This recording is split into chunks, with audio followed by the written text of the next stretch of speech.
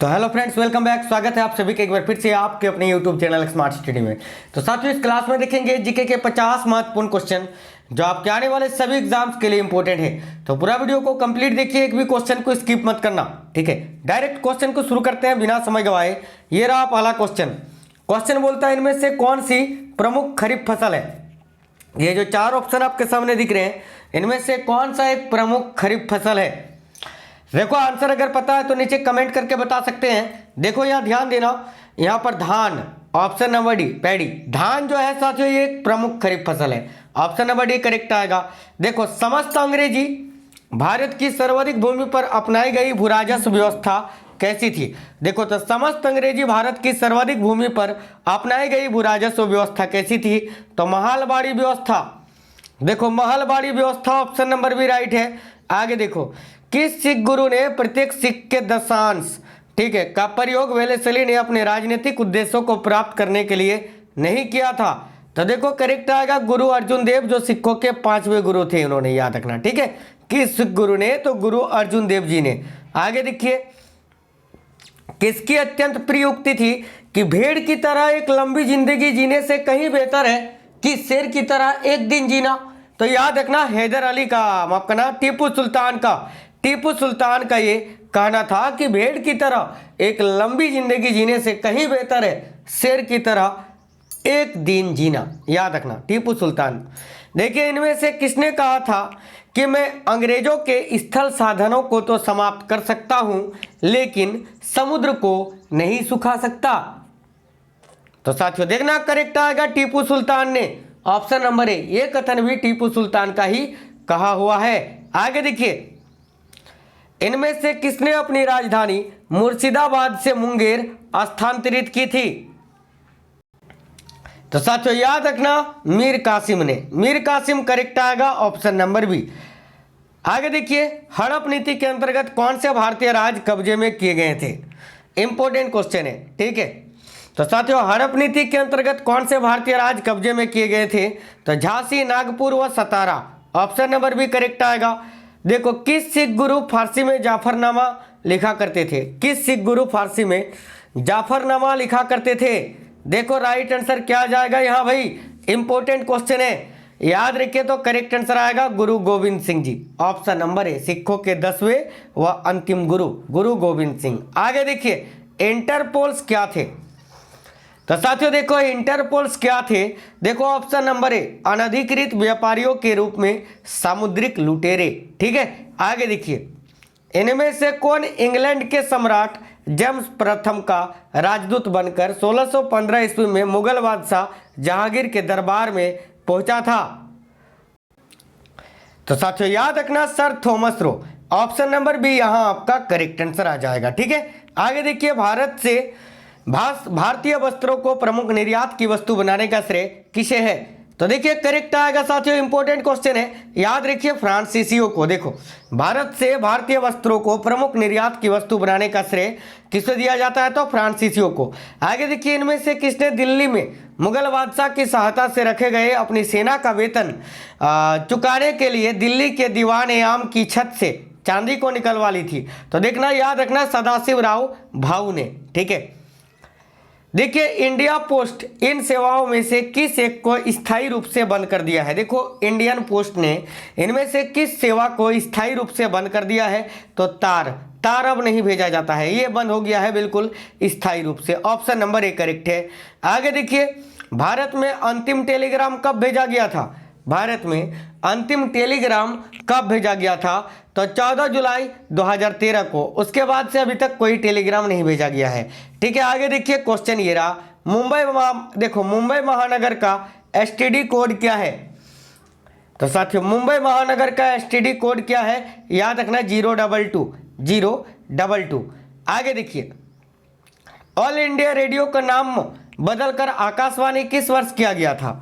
साथियों, all India radio का नाम बदलकर आकाशवाणी कब किया गया था, तो याद रखना 1957 में, ऑप्शन नंबर ए यहां राइट आएगा, 1957। आगे देखिए, बौद्ध ग्रंथ ललित विस्तार में कितनी लिपियों का उल्लेख है। तो साथियों, बौद्ध ग्रंथ ललित विस्तार में कितनी लिपियों का उल्लेख है, देखना यहाँ सभी इंपॉर्टेंट क्वेश्चन है, याद रखना 64।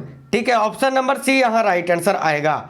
आगे देखते हैं क्वेश्चन क्या है, तो ध्यान दीजिए, बताइए जैन सूत्र में कितनी लिपियों का उल्लेख किया गया है। तो साथियों ध्यान देना, जैन सूत्र में कितनी लिपियों का उल्लेख है, तो 18। ठीक है, ऑप्शन नंबर सी करेक्ट है, 18।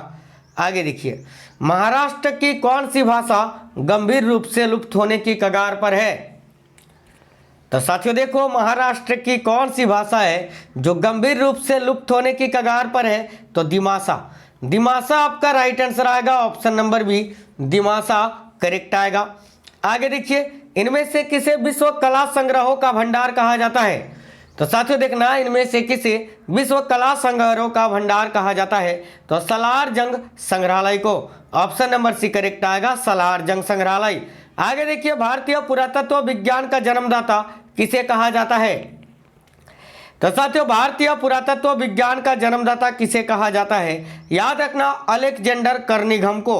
अलेक्जेंडर कर्निघम, option number A right answer है। आगे देखिए, महारानी लक्ष्मीबाई की समाधि कहाँ स्थित है। इंपॉर्टेंट क्वेश्चन है, ध्यान दीजिए साथियों। सभी से रिक्वेस्ट है, प्लीज आप लोग क्लास को लाइक कर दीजिए, सभी लाइक शेयर कर ही दीजिए, चैनल सब्सक्राइब कर लेना नए साथी लोग। देखो, महारानी लक्ष्मीबाई की समाधि ये मध्य प्रदेश के ग्वालियर में स्थित है। ग्वालियर करेक्ट आ गया, ऑप्शन नंबर सी। आगे देखिए, श्री पेरुम्बदूर किसका जन्म स्थल है। श्री पेरुम्बदूर में किसका जन्म हुआ था, बताइए सभी। तो साथियों देखना, श्री रामानुजाचार्य का। Shri Ramanujacharya, option number C correct है। इनमें से कहां पर श्रीहरिकोटा स्थित है। इनमें से कहां पर श्रीहरिकोटा स्थित है। तो साथियों याद आप सभी साथियों को रखना है, देखो ऑप्शन नंबर बी करेक्ट आएगा, आंध्र प्रदेश में। तो आंध्र प्रदेश करेक्ट आ गया साथियों। आगे देखिए, जयपुर में स्थित हवा महल। साथियों हवा महल ये जयपुर में है ना, तो बताइए जयपुर में स्थित हवा महल का निर्माण किसने करवाया। तो साथियों याद आपको रखना है, इंपॉर्टेंट क्वेश्चन है, याद रखना महाराजा प्रताप सिंह जी ने। ऑप्शन नंबर डी करेक्ट है, महाराजा प्रताप सिंह जी ने। आगे देखिए, हौज खास किसने बनवाया था। हौज खास किसने बनवाया था, यह भी क्वेश्चन काफी इंपॉर्टेंट है, याद आपको रखना है साथियों। हौज खास अलाउद्दीन खिलजी ने बनवाया था, ऑप्शन नंबर सी करेक्ट है। देखिए, कंस मेला का आयोजन कहाँ होता है।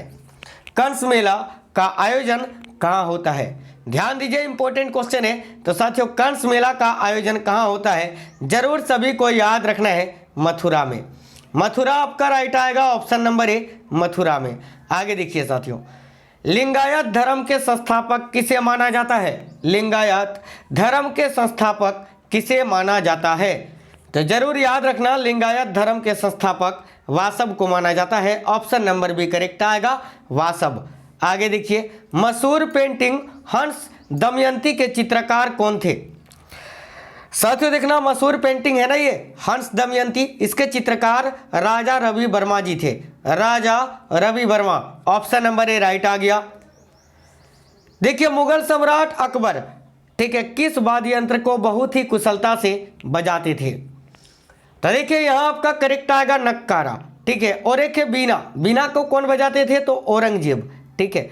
औरंगजेब जो थे वो बीना बजाते थे और अकबर नक्कारा। ऑप्शन नंबर ए करेक्ट आएगा यहाँ। आगे देखिए, लोक नृत्य लंबाडी किस राज्य से संबंधित है। तो साथियों लंबाडी लोक नृत्य का संबंध है आंध्र प्रदेश से। देख लो option number D Andhra Pradesh आपका करेक्ट आ गया। देखिए, पनहरी लोक नृत्य कहाँ प्रचलित है। पनिहरी, देखो पनिहारी लोक नृत्य ये कहाँ प्रचलित है, काफी इंपॉर्टेंट क्वेश्चन है, याद रखना साथियों। गुजरात में पनिहारी लोक नृत्य ये प्रचलित है। आगे देखिए, बुद्ध के जीवन की किस घटना को महाभिनिष्क्रमण के रूप में जाना जाता है।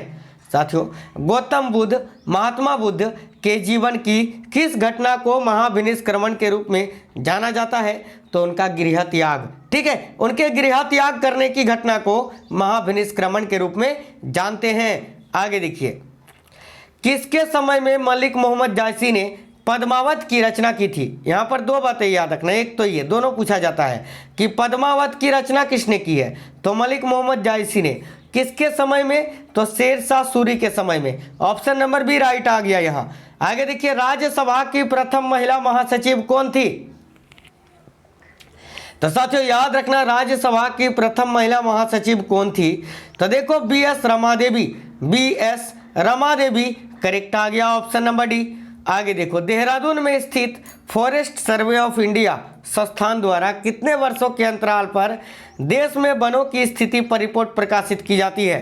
तो साथियों देखो भारतीय वन या राष्ट्रीय वन सर्वेक्षण का मुख्यालय देहरादून में है, जो प्रत्येक 2 वर्ष में अपनी रिपोर्ट प्रकाशित करती है, एवरी 2 ईयर्स। ठीक है, याद रखना ऑप्शन नंबर ए करेक्ट है। आगे देखिए भारतीय विश्वविद्यालय अधिनियम 1904 किस वायसराय के काल में पारित किया गया था? तो साथियों 4-5 के समय वायसराय कौन थे? Lord Curzon. Option number B correct आएगा, लॉर्ड कर्जन, याद रखना सभी। ठीक है, आगे देखो अगली क्वेश्चन, चोल काल में नौसेना का सर्वाधिक विकास किसके समय में हुआ था? तो साथियों चोल काल में नौसेना का सर्वाधिक विकास राजेंद्र प्रथम के समय में हुआ था। ऑप्शन नंबर सी करेक्ट है, राजेंद्र प्रथम। आगे देखो सेतुबंध का रचनाकार प्रवरसेन द्वितीय किस वंश का शासक था? देखिए इंपॉर्टेंट क्वेश्चन है ये भी सभी साथी। तो साथियों याद रखना वाकाटक। देखो वाकाटक करेक्ट आएगा ऑप्शन नंबर सी। सेतुबंध का रचनाकार कौन थे? प्रवरसेन द्वितीय। किस वंश का शासक थे? तो वाकाटक वंश के। आगे देखिए किस मराठा सरदार ने सेना का गठन यूरोपीय ढंग से किया था? काफी इंपॉर्टेंट क्वेश्चन है ये भी। किस मराठा सरदार ने सेना का गठन यूरोपीय ढंग से किया था? तो साथियों महादाजी सिंधिया जी ने। महादाजी सिंधिया करेक्ट आ गया ऑप्शन नंबर ए।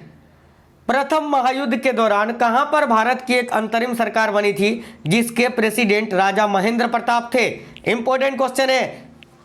प्रथम विश्व युद्ध के दौरान कहां पर भारत की एक अंतरिम सरकार बनी थी जिसके प्रेसिडेंट राजा महेंद्र प्रताप थे? तो साथियों अफगानिस्तान में। ऑप्शन नंबर ए करेक्ट है, अफगानिस्तान में। आगे देखिए किस मुगल बादशाह की मृत्यु दीनपनाह पुस्तकालय की सीढ़ियों से गिरने के कारण हुई थी?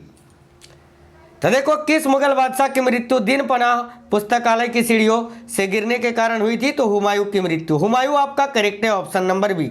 आगे देखिए प्रथम कृषि गणना कब की गई थी? प्रथम कृषि आधारित गणना कब की गई थी?